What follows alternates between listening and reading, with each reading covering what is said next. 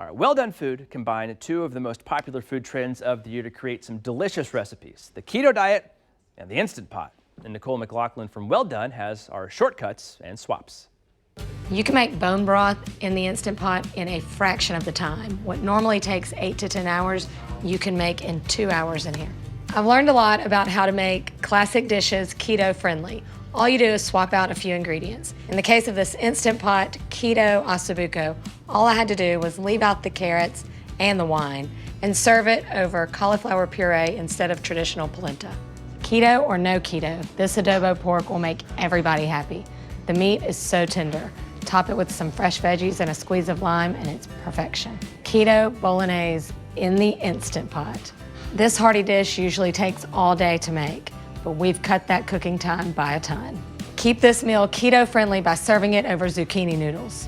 This Instant Pot keto clam chowder is absolutely delicious. Everything about this recipe is pretty traditional to New England clam chowder. The only change we made was substituting cauliflower for potatoes. The end result is a steaming bowl full of creamy goodness. Instant Pot Keto Chicken Fajita Bowl. Once you build these delicious bowls served over cauliflower rice, you'll never miss that tortilla. If you're following a keto diet and you're looking for a little more variety in your weeknight cooking, give these recipes a try. All about that cauliflower. Well, no hitting up the kitchen for those recipes. For more great tips, tricks, and recipes, check out Well Done on YouTube as well as follow on Facebook and Instagram.